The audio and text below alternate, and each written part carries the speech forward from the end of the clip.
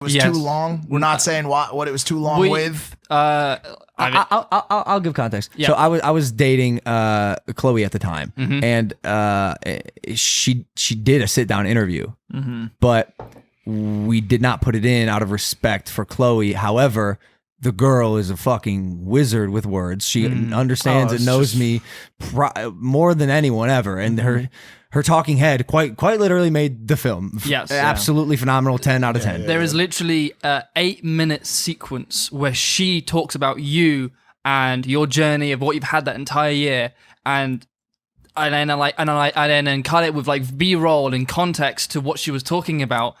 And it was the hardest thing to cut that entire sequence. Yeah. Because it is like, now that things have calmed down, yes, I agree that it should have been cut in respecting her privacy and the fact that she's no longer related to you. It's no point pulling off that Band-Aid and hurting her. I agree with that. But it was literally a point where we got so heated because I wanted to keep this sequence because for me, it defined your journey. Yeah. It contextualized everything of what you had during the year of 2018. Which would, just to give context, this film is about Tokyo, what happened there, and then the way I tried to bounce back, which was through boxing, and it goes all the way up to the draw. The way you did bounce back, you didn't. You did bounce back. Thanks. To me, for me, the way I prioritized, and I don't even think you realize this, the boxing was the B plot.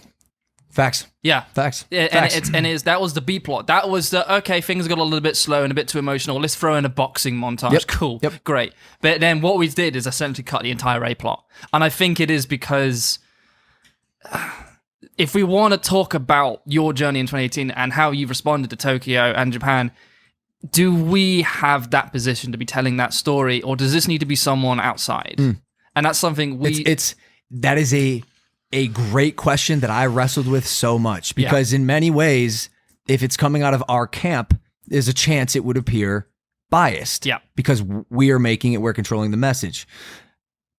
But also, it was emotional as fuck. All we do is create. It's all we know. And in order to put out the best story possible, I believe we were the only right people to do it. And I think and to that I do agree, because during that year, like, here's the thing that I don't think, again, many people realize. So you publicly got destroyed online when all of that went down. But you had the privilege of, since you're a very valuable person to a lot of people stayed with you. For me, a humble little editor like me, who hasn't really got that much value in staying friends, I lost everything. I had many friends. I had many people who believed in me. I had many people who were happy for this job that I was doing. Many people were wanting to work with me and things like that. And I had great friends, and I was the happiest I'd ever been. And then one day, when I was in Paris on New Year's Eve editing that video, and then, of course, the fallout afterwards, gone in a blink. People who I believe to be some of my closest friends I have not spoken to since. And other ones who were brave enough were furious. I had friends who punished me. Really traumatizingly punished, that I do not even have the confidence to talk about now.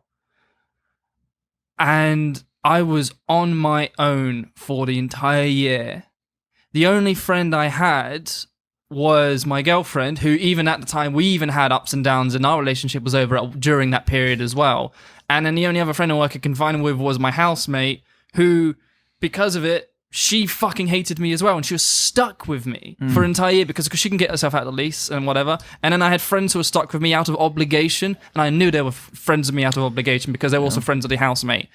And that torture of truly being on my own then led to me expressing everything in that documentary, focusing on that A plot, because I finally had that opportunity to express.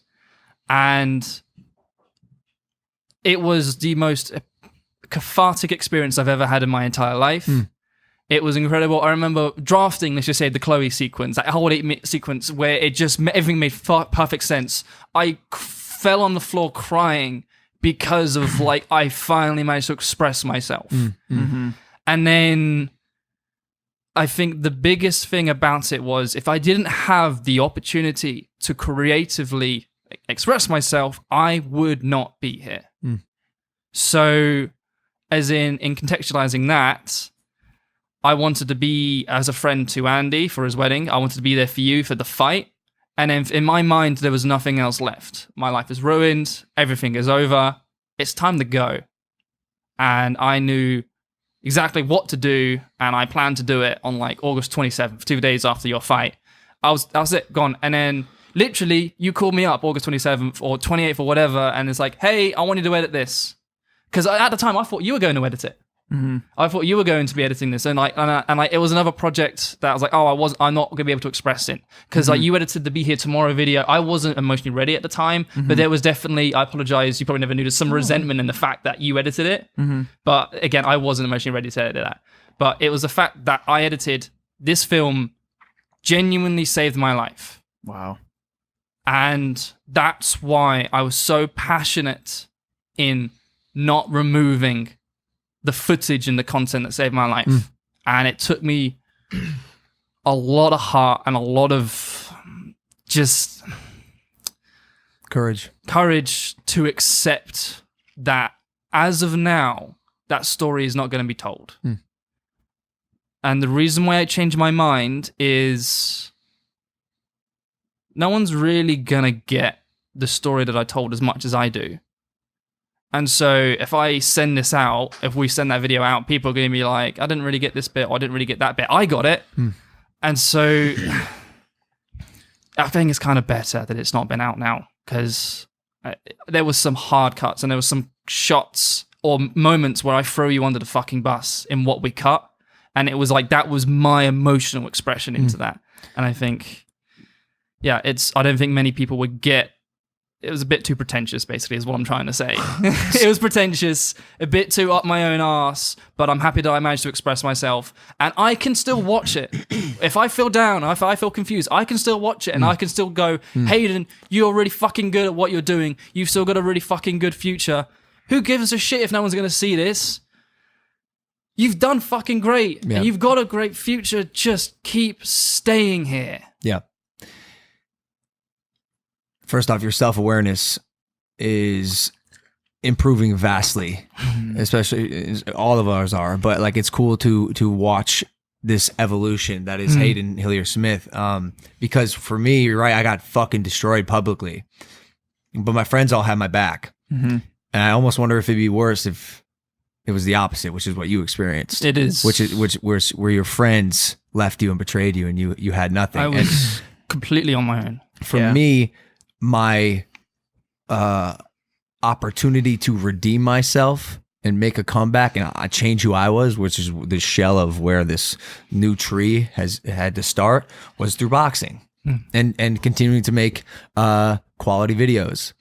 For you, your therapeutic redemption was this documentary. Absolutely. So when I was asking you to make cuts, I knew how much that hurt you, because this was you said this film saved your life. This is your child. This was my baby. This is your baby. And I'm here like, yo, unfortunately, like Chloe, she can't be in it. Like I said that so many times, like she just can't, and it's too long. And to get to the climax of this story, Hayden and I had the most volatile, almost violent relationship we've ever had. Yep. We've gotten in tiffs before. This was insane. I love the fact you called it a tiff. It was so much more British. than that. I'll always remember the day. Sorry for interrupting me. Where it had been boiling and boiling and boiling, and you guys had been going back and forth on phone calls, emails, and it had become a daily thing that Logan would come up to me and be like, "I'm at the end of my fucking rope here, dude. I'm at the end of it, dude." Mike is the problem solver. So because I could not deal with Hayden anymore, so I'd send Mike. He goes, it's over. He goes, we have to fucking solve this, or we have to bring somebody else in. And every day I would say, I understand his pain. I get it. Let me talk to him. And I told Logan, every time I talked to him, I said, I'm at a 3 today with him. The next 2 days later, I said I went to a 5 today with him. And I always remember the day I went to a 9. I was walking around in the front of the house with you. I was on the phone with you. And I said, Hayden, we have reached a point where I'm going to give you a direct order now. You need to remove the footage, and I need V3 in our inbox in the next 3 hours. If you do not provide that footage, your relationship with Maverick will no longer exist. Yep. And the feeling of having to say that and hearing the pain in your voice when you responded to that statement, I'll always remember. What did I say? You said something along the lines of, you just don't understand what this means to me. And you literally start crying. And by the way, you don't know this, and no one in this room knows this, but I started crying like a little bit. I was able to contain it because I had to. But I'll always remember that day because I was walking out front and I said, yo, this fucking piece means everything to this kid. He has put his soul, his literal soul into this piece. And here I am taking it down to a tactical, to a business level because we have to. We need to get this out. It was in a way, it was a marketing piece for the fight. It was. Yeah. It was 1 week before the fight. That was the other thing. I'm in fight camp, bro. I am ready to kill people. Your testosterone is on the fucking highest. You are a fucking nightmare to work with, and your testosterone is on the worst. Jesus the fucking worst, bro. Christ. The worst. The worst. Yeah, I had a